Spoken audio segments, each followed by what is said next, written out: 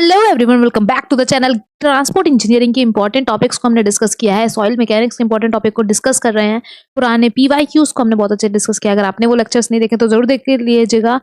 आज हम बहुत इंपॉर्टेंट टॉपिक डिस्कस करने वाले हैं, वो है हमारा overtaking side distance. Overtaking side distance को हम डिस्कस करने वाले हैं, तो चलते हैं। सबसे पहले टू लेन अनडिवाइडेड रोड लेनी है। तो सबसे पहले अनडिवाइडेड रोड का मतलब क्या है? अनडिवाइडेड रोड मतलब कि बीच में कोई भी डिवाइडर प्रेजेंट नहीं है, और टू लेन है मतलब गाड़ी इस तरफ से भी आ सकती है और उस तरफ से भी आ सकती है। बोथ वेज हमारी कार्स आ सकती है। तो अब यहाँ पर आपको देखने को मिल रहा होगा, यहाँ पर हमें क्या करना है, सबसे पहले हम कुछ पोजीशंस को डिस्क्राइब कर देते हैं। ये हमारी एक पोजीशन हो गई, ये एक पोजीशन है, यहाँ पर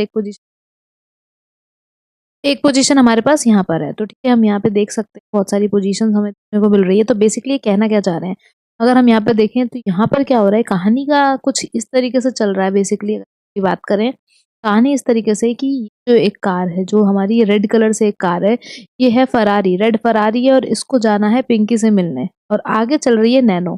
तो रेड फरारी में आपको पता है ये चिंटू बैठा है, चिंटू को जाना है पिंकी से मिलने, उसको देनी है उसे चॉकलेट्स। ठीक है, तो वो रेड फरारी में, तो रेड फरारी की स्पीड ज्यादा होगी।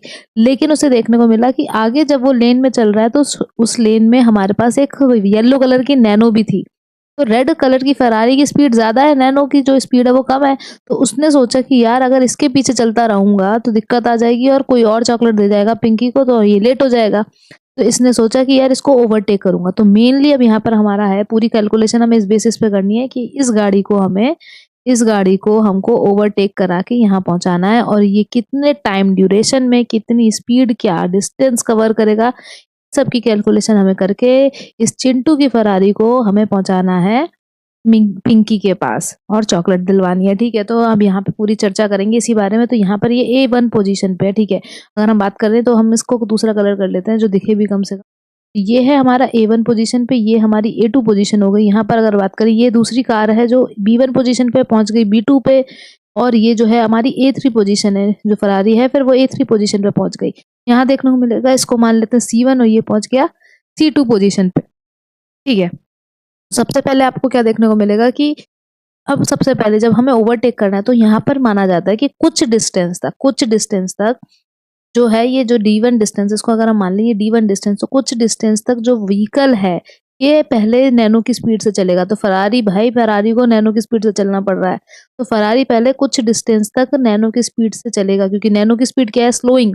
यहाँ पर हमें पता होना चाहिए, जो स्लो मूविंग व्हीकल है उसकी स्पीड है VB। स्लो मूविंग व्हीकल जो है उसकी जो स्पीड है वो है VB, स्मॉल v।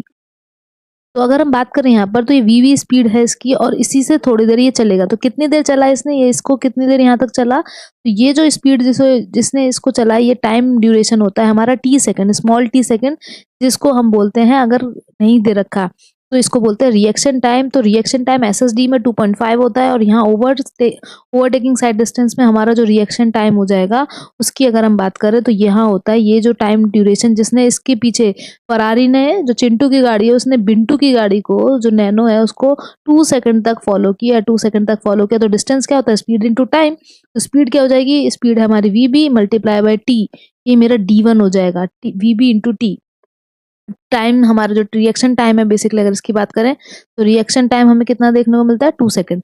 अब यहाँ पर क्या होगा, इसने दिया एक्सलरेशन। अब इसने कहा बहुत हो गया, मेरे को लेट नहीं होना, पिंकी से मिलना है, चॉकलेट देनी है भाई उसे। तो फिर फरारी पे उसने एक्सलरेशन डाला, और फिर उसने यहाँ से ओवरटेक की गाड़ी, और यहाँ A3 पे पोजीशन पे पहुंचा दिया। तो A2 से पहुंचने में, A3 पोजीशन पहुंचने में इसने पूरी डिस्टेंस कितनी कवर की, इस डिस्टेंस को बोलते हैं हम D2। भाई इस डिस्टेंस को इसने कवर करने में कितना टाइम लगा, वो डिस्टेंस कवर की, D2 कवर की।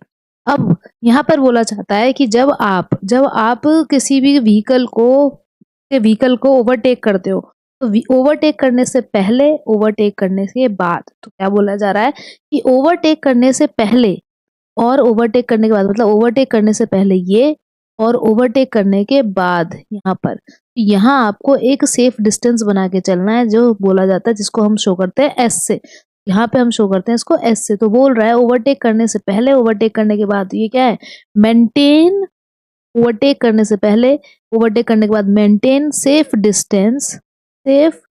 Distance before and after overtaking. Maintain safe distance before and after overtaking, तो ओवरटेक करने से पहले और बाद में एक सेफ डिस्टेंस बना के चलना है, ठीक है।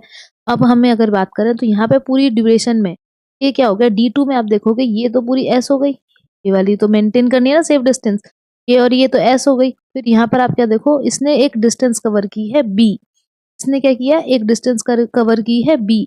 अब यहाँ पर क्या होगा, यहाँ पर जो हमारी भाई B1 चल रहा है ना, B1 से B2 पहुंचा हो, इसकी अपनी खुद की स्पीड क्या है, नैनो की स्पीड क्या थी, नैनो की स्पीड तो वही होगी ना जो स्लो मूविंग व्हीकल की, तो ये इसने BB इंटू एक पर्टिकुलर टी टाइम में इसको कवर किया। तो अब यहाँ पर आप एक चीज देखो, D2 में जो आप पर्टिकुलर टी टाइम ले रहे हो, एक कैपिटल टी टाइम हमने लिया, तो यहाँ एक चीज समझने वाली ये है कि कैपिटल टी टाइम जो है, ये जो टाइम है, इसमें क्या हुआ, A2 से A3 पहुंच गए। क्या क्या देखने को मिला, इस कैपिटल टी टाइम में जो ये टाइम टेकन हुआ है, इसमें A2 से आप A3 पहुंच गई, फरारी A2 से A3 पहुंच गई, B1 से B2 पहुंच गई, कौन, नैनो। और आप देखोगे उसी पर्टिकुलर टाइम में ये C1 से C2 पहुंच गया, 1 से C2 पहुंच गई। ये डायग्राम बहुत समझने वाली चीज है। तो आपने एक चीज, कैपिटल टी टाइम में A2 से A3 पहुंच गया, A2 से A3 पहुंच गया, फिर आपने क्या देखा कि जो B1 है, जो बिंटू की गाड़ी है, जो नैनो है, वो B1 से B2 पहुंच गई उसी पर्टिकुलर टाइम में, और C1 से C2 ये वाली कार आ रही थी जो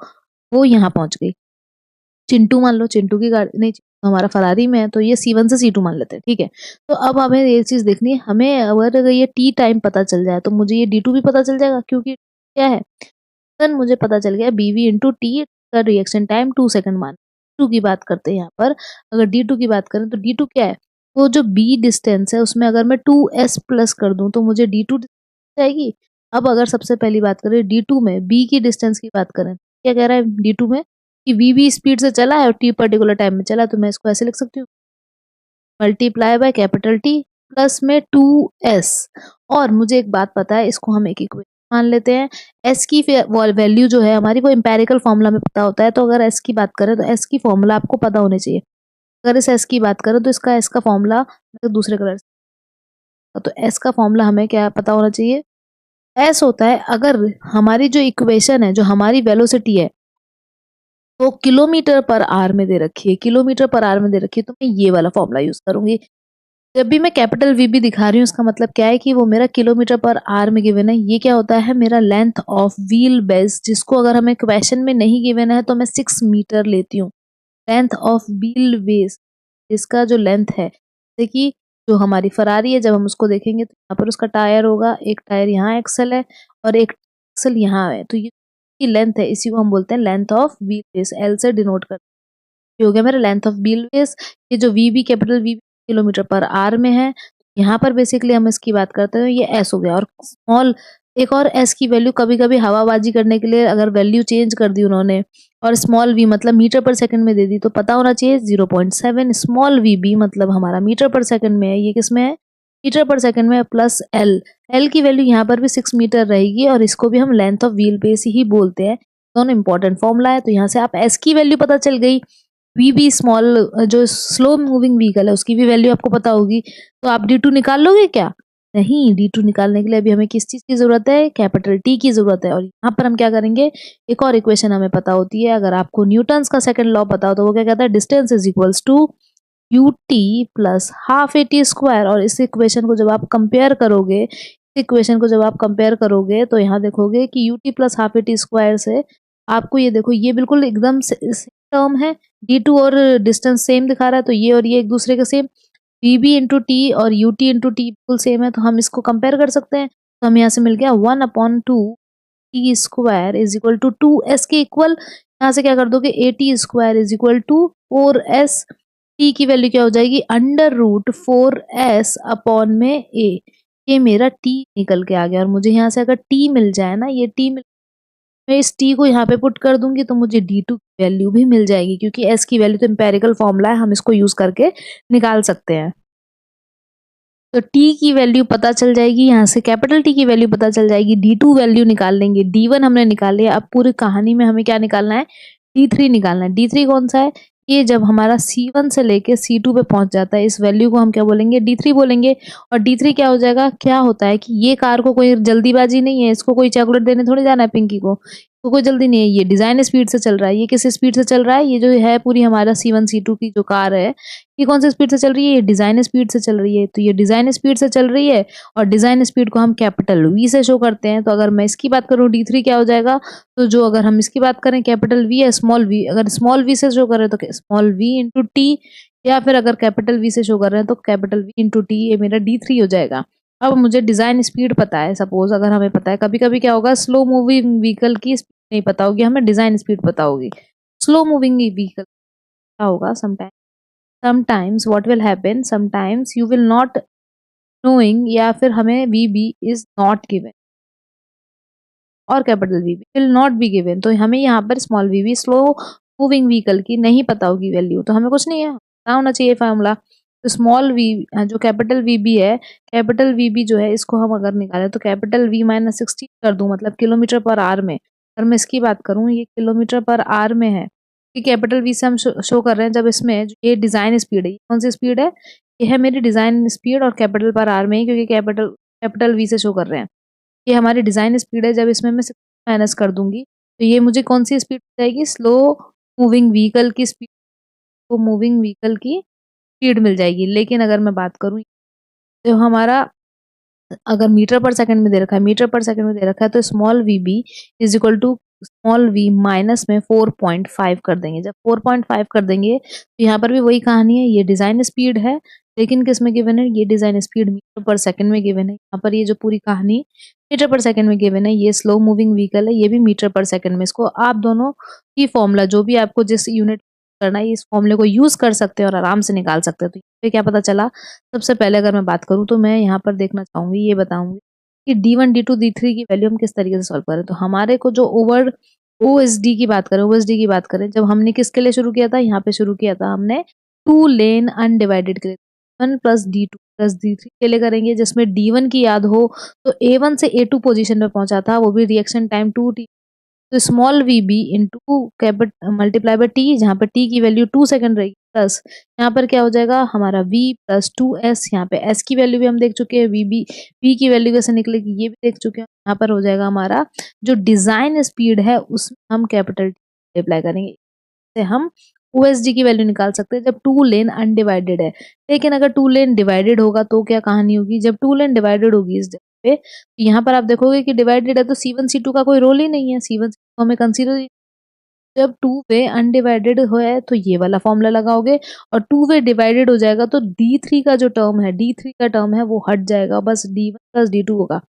अनडिवाइडेड में D1 plus D2 plus D3, और अगर D1 प्लस D2 की बात करें तो वो डिवाइडेड जब हो जाएगा तो OSD की वैल्यू हमें यहाँ देखने को मिलेगी। अब कमेंट सेक्शन में आपको बताना है कि जो हमारी ओवरटेकिंग साइड डिस्टेंस का जोन होता है उसकी मिनिमम से मैक्सिमम वैल्यू हम कितनी लेके चलते हैं। और ये हमने जो पूरा समझा, अगर इस डायग्राम को आपने दिमाग में जहन में बैठा लिया तो चिंटू को पिंकी के पास आप ओवरटेक करा कर जरूर चॉकलेट पहुंचवा देंगे। और इस पे जो क्वेश्चन है वो हम नेक्स्ट वीडियो में सॉल्व करेंगे। आई होप आपको ये लेक्चर अच्छा लगा होगा। Thank you so much for watching, like and subscribe our channel.